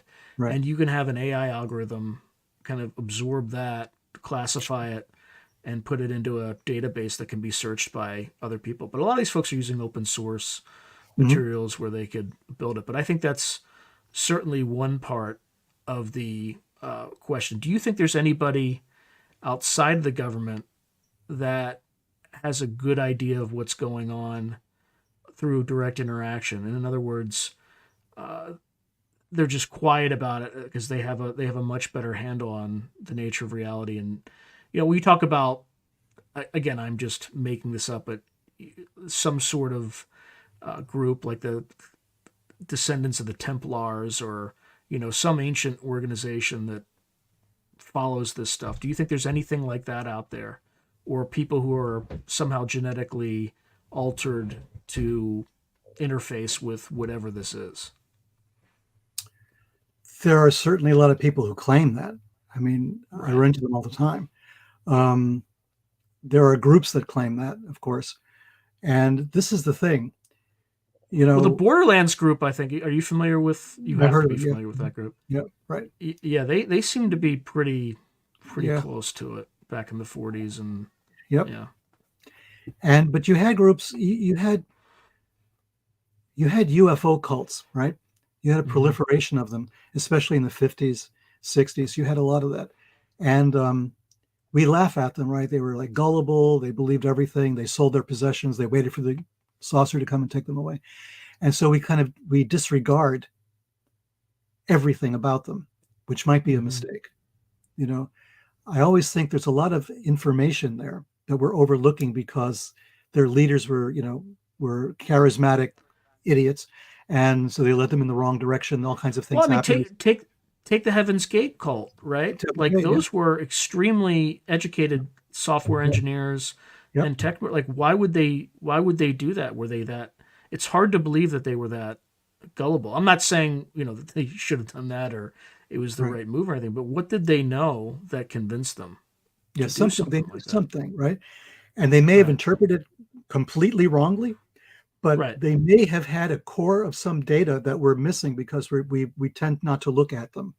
You know, they did this. They killed themselves in these numbers and everything. It was so weird and so ritualistic, and our knee-jerk reaction is, "Oh, weird cult, forget them." Right? Right. I've gone through some of the Heaven's Gate material. It's still around.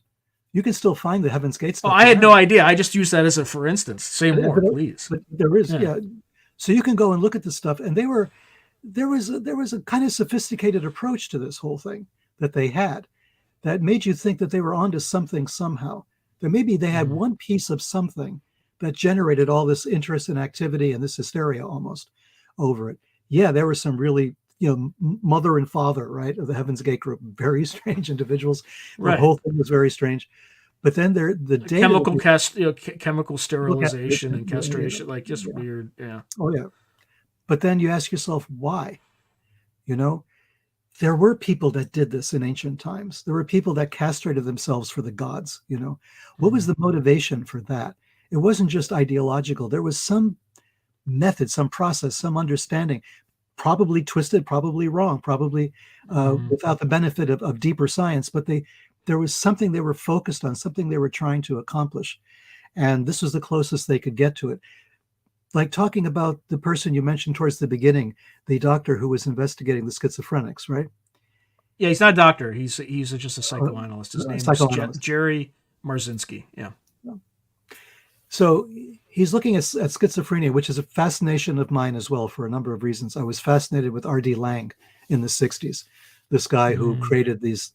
He said that, a mental breakdown was not a breakdown, it was a breakthrough. It was very 60s sort of, kind of, you're not really crazy, you're just seeing better than we are, which a lot of schizophrenics will have an, Well, that's what issue with. Itzhak Bentov. You're familiar with Itzhak Yes, Bentov? right. Yeah. He's there's like an internet video where he's talking about like who are the geniuses in the in our civilization, and people are like, oh, physicists and like that. He's like, no, you'll find them in a mental institution Right. because they have like a wider or less of a filter on their perception of reality. Anyway, I didn't mean to interrupt. Please No, but continue. you're exactly making my point. So we tend to disregard these people. And Lang, the Scottish psychiatrist, said, no, pay attention to what they're saying. Write down what they're saying because they're saying Mhm. something. And it's not always what you think. It's not gibberish. There's a thought process taking place. So he wrote The Politics of Experience, one of his books, which was everybody in the 60s read it. If you were there, you had a copy of it somewhere. Everybody had this sort of psychedelic cover on it. And we were all saying, yes, schizophrenia is great. It was really stupid. But at that point, though, it was like, we're taking a very fresh look at this. Insanity is not what we think it is. Schizophrenia is not what we think it is. And schizophrenia is the result of a broken heart. He said he interpreted schizophrenia as not a broken brain or a broken head, but a broken heart. And he said we have to treat these people, differently. So he created an institute where you couldn't tell the psychiatrists from the patients. There was no hierarchy there. So everybody sort of lived with everybody else, and you never And knew. by the way, this guy has cured schizophrenics. Like Well, according to yeah, well, no, Morzinski. So according to traditional medicine, you can't cure them. You can only treat them with exactly. heavy doses of medication. But he's But treated. that's He's cured them. Right. Lang also insisted that he had cured schizophrenics, right? So he was insisting that he had done that. But then when they came with the new super drugs to treat schizophrenia, the whole Lang thing fell out of favor. It's too long, it's Mm-hmm. too hard, there's too many mistakes can happen, people can get hurt.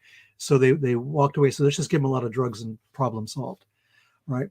So yeah, I'm fascinated by it. I've read all of Lang that I could read, all his work on families, his very interesting guy, very different approach. And then I've been reading other writers who've been writing about schizophrenia, very positive, creative people who are, there's Esme Wei-jin Wang, for instance, is a Chinese American novelist who wrote The Borders of Paradise, a very well written novel. But then she wrote a nonfiction book called The Collected Schizophrenias. And it's about her experience as a schizophrenic. She became schizophrenic in college, like many people do. It's the right age, about 20. And then, what she went through and how she dealt with it and all the different treatments that people gave her, different ways of trying to, different perspectives on schizophrenia. So it became interesting to me for that reason. But we're afield from what we were talking about, I guess. But the idea is no, but I think it's all related. I think that's the whole point, Peter. All Yeah. this stuff is related. And I think one of the things that there's also this, we're a hyper specialized society right now. And I think to solve this problem, you need people who have specialties in multiple areas, but are not necessarily cross-functional types of people who have studied a little bit of history, but have also studied a little bit of science and physics, but they're not, they're not going to be brilliant in either, right? A jack of all trades, master of none, so to speak. Right. I think that's part of being able to see some of the patterns that might not appear obvious to someone who is so narrowly focused that everything they see is part of string theory, or everything they see is part of a religious experience, or I think, as you alluded to at the very beginning, everything is some sort of literary critique that they can write a paper about. Right. So anyway, so continue your thread. I didn't mean to interrupt. I think you are talking about schizophrenia. I think is perfectly relevant. I think it's just another aspect. We think we have everything figured out, but we really don't. Well, we have, on the one side, we have schizophrenia, which we're afraid to talk about because it's very scary. And on the other side, though, we have everybody taking ayahuasca, right, and trying to have, drug-induced hallucinations and dreams, which is going to lead them to deeper understandings or lead them to be in communication with the Space Brothers or something. So you still have this idea we're deranging our senses, as the poet Rimbaud told us we had to do. We have to derange the senses in order to become poets, in order to see what the truth is. So the schizophrenic has their senses already deranged, right?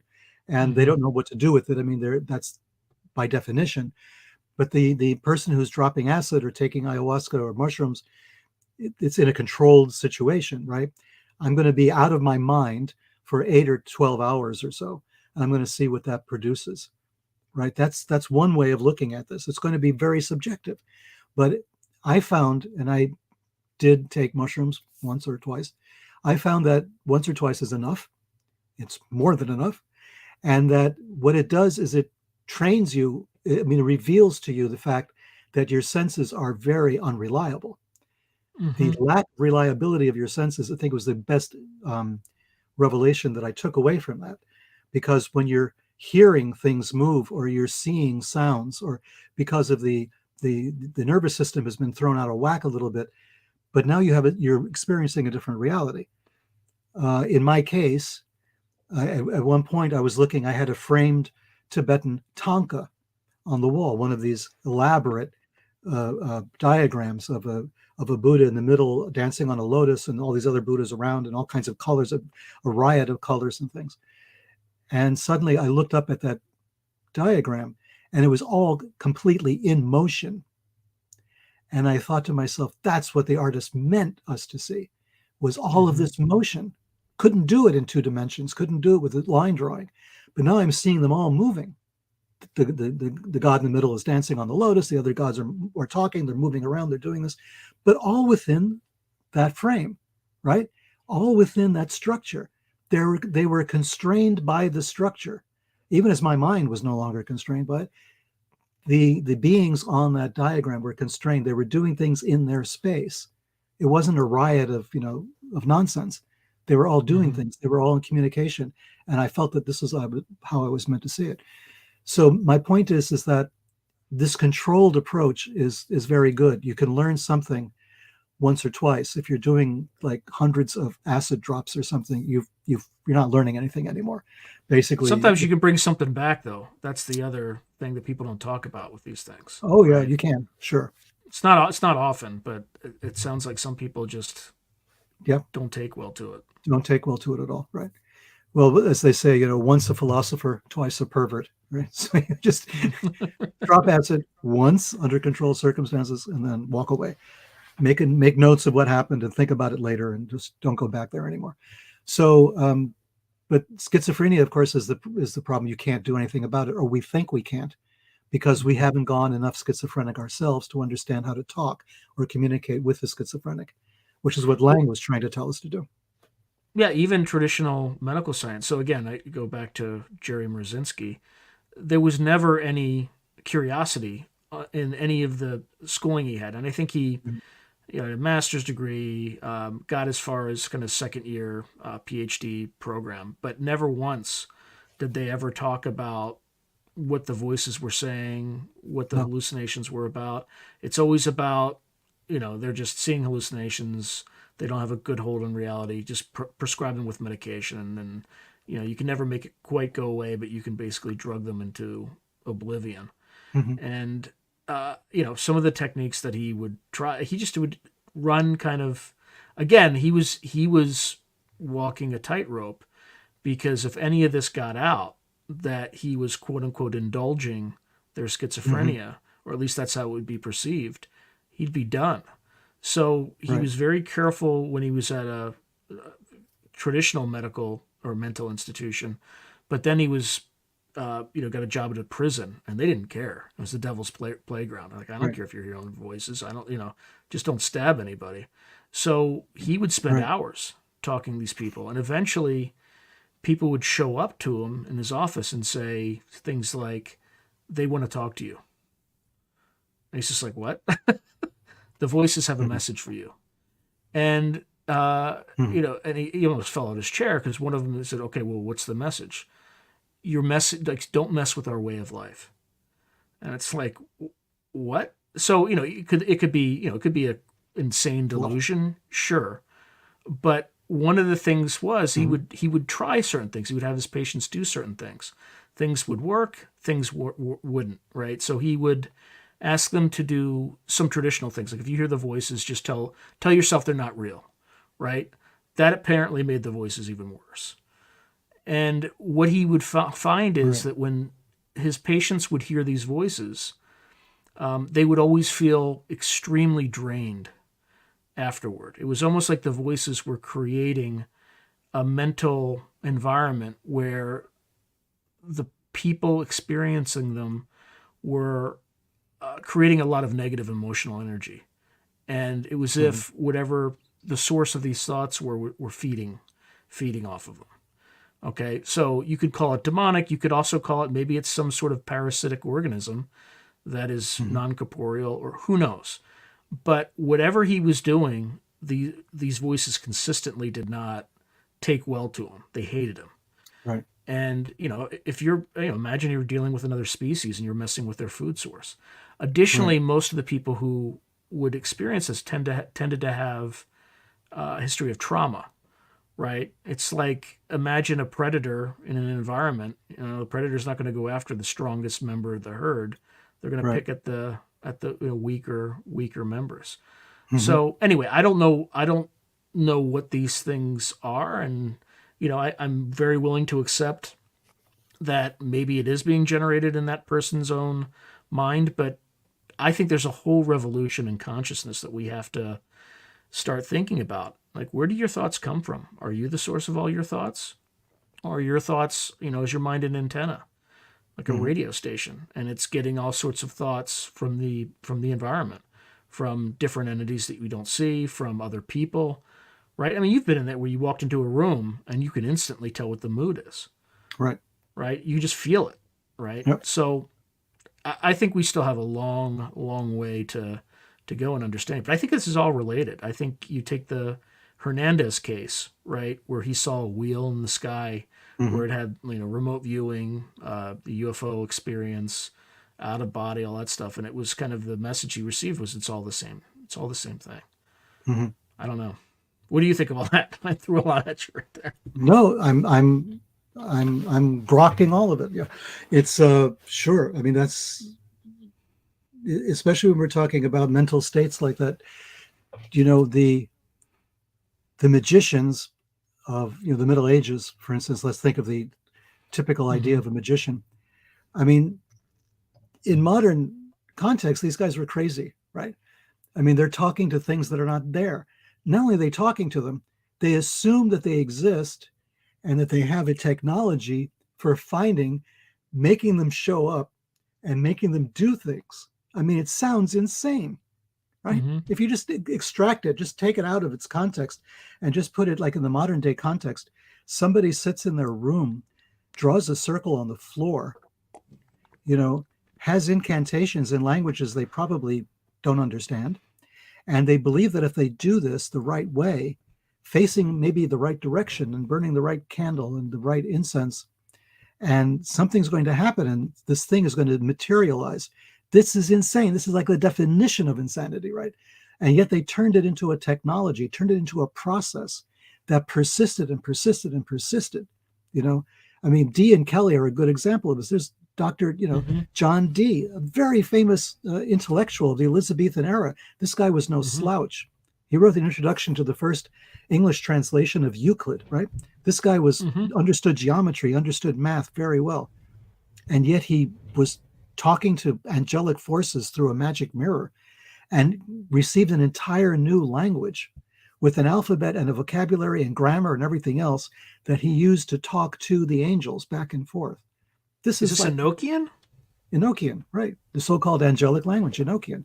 It's a highly articulated language. And we're told that it's impossible for a human being on their own to create a language out of whole cloth. Mm-hmm. But it looks like Dee did it somehow, right? And he had not only the language and the alphabet and all of this, but he had hundreds and hundreds of diagrams, charts that are incomprehensible to us today for mapping out where they are and how to find them, how to locate them. So, we live in this field that we're talking about, that we're discussing. We live on that knife's edge in this liminal space, between the real world that everybody feels comfortable discussing and this other world that has such an inordinate influence over the real world that we try to blind ourselves to it because it's too heavy to look at. And so is a medieval magician a kind of mental patient, from modern day concept, by doing all of this? Because that means that the people today that are doing this, are basically imitating the actions and the words and the mentality of a person who is mentally ill. Or is it the other way around, right? Or are we putting the emphasis in the wrong place? If we think that this person is mentally ill, we're the ones who are having issues. We're the ones who are not Mm-hmm. understanding what's really taking place. We deny it. We say it didn't happen. It doesn't work. It reminds me of the Soviet general for the last years of the Soviet Union at a missile base. Every time they would have a major troop movement, a UFO would show up and would just show up because they saw all the trucks and the tanks and everything moving. And he got this idea that let's provoke it. Maybe it's a cause and effect relationship. Mm-hmm. So he would just order a troop movement for no particular reason, just to see what would happen. Did And he the have thing would nuclear show material up. with it? Oh yeah, big time, Yeah, nuclear missiles. So he would do this and they would show up. And he said, okay, now let me try this. Then he would raise his hands in the air, make a gesture, and do something like that, and wave like this, right? The UFO would then move in that direction. And then he would take his arms and move in this direction, and the UFO would follow suit. And he said he was communicating with the UFO. This is a report published in the Russian press, in the Soviet press, which means a tightly controlled, censored press. TASS, and they don't just TASS or anything. Pravda or something. And it was Right, coming, it was right. being, there it was, right? And I'm reading this thing, I'm thinking, well, he's, he took a little step outside his comfort zone and said, let me just try this and see what happens. Whereas at our missile bases, we freak out and we're hitting buttons like crazy trying to stop a launch. This guy said, let me talk to UFO. Let me see if there's some way that they're going to see me and I can see them. And maybe we're going to, it was like the end of Close Encounters of the Third Kind with the, the gestures and the sounds and everything. The same kind of idea was taking place there. So that looks like a crazy guy, a Soviet general standing outside of a missile base, making sign language gestures at a UFO. That doesn't all go together. That should not happen, right, in our world, but it does. And if that happens, maybe magic happens. Maybe ceremonial magic is real. Maybe ritual magic is real. Maybe these things are gateways to a way of understanding and communicating in a world that we've lost, that we've suppressed or repressed because of science, because we're so comfortable with science right now that the rest of it is just making us feel uncomfortable, like a schizophrenic in the room. It could still be, it's not necessarily inconsistent with science. It could just be a far more advanced understanding of science would get us in that direction. So let's say you take the ceremonial magic example, right? Like you and I sitting in these chairs, 99.999% of us is empty space. Mm-hmm. Right? We're just quarks vibrating at a certain frequency, electrons vibrating, a kind of step down frequency all the way up to DNA. And then that makes us, we have bacteria that makes up our gut biome, all sorts of things. So we're an amalgamation of trillions of organisms that are all operating as one. So, again, I'm no expert in ritual, but I would imagine there's something to do with rhythm and sound and vibration, right? And I think part of that is you're maybe manipulating that sort of thing. And you take the double slit experiment, right? Where you're literally able to concretize reality by just observing the thing hit the pane, right? If you don't observe it, you just get a probability distribution, right? Right. Of probability. So there's some mechanism that we still don't quite understand. Now, if I were super cynical, I could say, well, it's all simulation and we're just getting what we want to see. Yeah. And there could be some aspects of that's actually true, where you talk to people who have near-death experiences and they talk about, or Elizabeth Cannon, right, I think, right, who talks about Earth as a school, right? Again, I have no idea what how to take that, but I think there's as you peel back the onion, it just there's infinite complexity at the micro scale, and there's also infinite complexity at the macro scale. And I think that's just, the deeper you dive, the more that these, mysteries keep happening. But there's some force out there. There's something guiding these interactions. But you were talking about ritual magic and how, that could also be part of a reality that we're avoiding. If you could say more about that, I think that's an interesting thread. Yeah, I mean, ritual magic, if it's done correctly, the whole point is to. Oh, by the way, it's Dolores Canyon. I'm being corrected. Thank you, Chester. I actually appreciate the correction. Yeah, let's make sure that Dolores without bad stuff. Yeah. In a ritual environment, you've basically created a sensory deprivation chamber. Because what you're trying to do is, in the very basic sort of rituals that the Golden Dawn, for instance, developed, if you're going to invoke a spirit of Mars, which is the example people use a lot, the planet Mars, or some spiritual force that we associate with the planet Mars, everything is red, right? So there's red candles, and there's specific incenses, perfumes that are associated in the popular mind with Mars. Vestments, if you're wearing robes, they're red. Everything is done with the symbol of the Mars angelic force, or whatever it happens to be, a planetary force, is written. Everything else is out. In other words, there's no yellow, blues, there's no anything else. Everything is focused towards one kind of experience. And then the incantation is directed towards this experience. So you've actually created a sensory deprivation chamber with one major difference. And that one sense is allowed in, right? It's not a complete blank slate. It's a blank slate, but with one color, one concept that's there apart from everything else. So all of your senses now are focused on this one concept. Nothing else is allowed there. And that's what allows the breakthrough to happen. It's like a person with a mental disorder, having this idée fixe, right? This fixed idea. This is this one thing they're always talking about, constantly thinking and talking about. Nothing else exists. You're doing that to yourself temporarily. You're actually experimenting with different mental states when you're performing ritual magic. And some of these mental states are considered, illnesses, right? By medical science.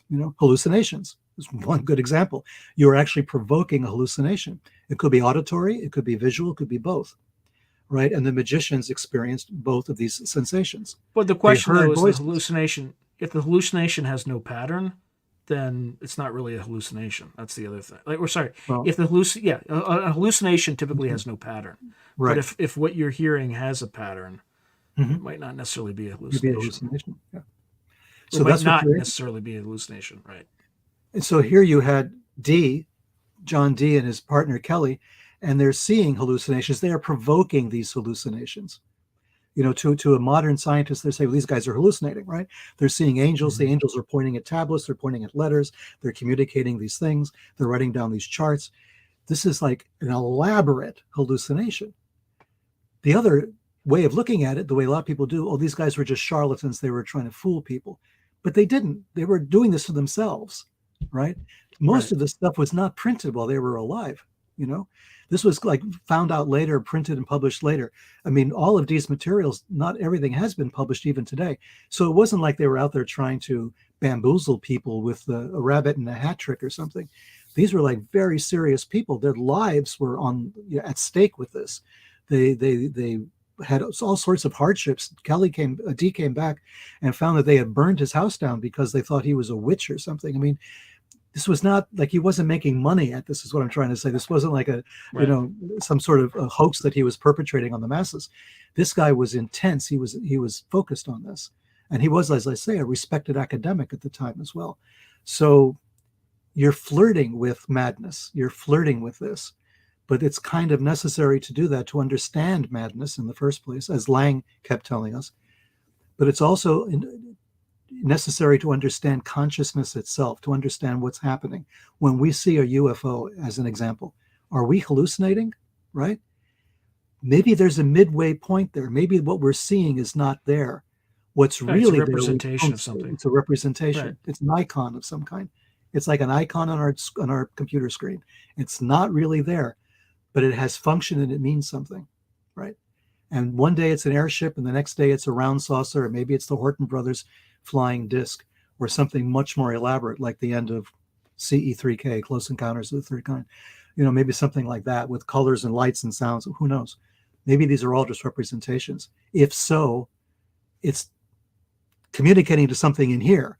It's plucking something out, like my experience with that Men in Black episode. Right. It's in your head. Yeah. They're putting it out there. They're saying, we can see inside you. We can pick what we want, and you're going to see what we want you to see.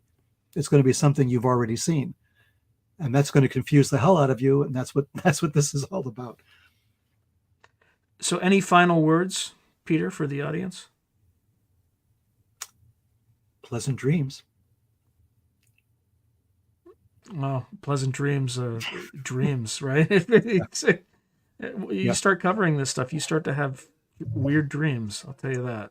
Well, I made this tweet once. I said that, imagine one day we're all going to wake up after having had the same dream, which is kind of a Lovecraftian thing, that Cthulhu is sending dreams to, the dreamers. But then there was this mathematician called Grothendieck, a very famous award-winning mathematician, Belgian mathematician. And I write about him in one of the novels that I wrote. And Grothendieck went kind of crazy. He was this brilliant mathematician. Algebraic geometry was his field, and he's kind of lost it. And he wrote this elaborate treatise on the dream and the dreamer. He says your dreams come from the dreamer, like the dreamer was out there somewhere, and your dreams came from someplace else. And this elaborate thing, and he went kind of a little crazy. He lived as a recluse in the south of France somewhere, and died without ever having come back into the academic fold. He had given up on math entirely and become a kind of weird mystic, So the dream and the dreamer. We don't know where the dream comes from, really. We think we do because the dreams look familiar, but then the UFOs do too. So we don't know who's dreaming whom. And who knows if the reality is not just a dream from projected from a hyperdimensional being, right? Who knows? Mm-hmm. So right. Anyway, a pleasure, my friend, as always. Pleasure is mine. Thank you very much.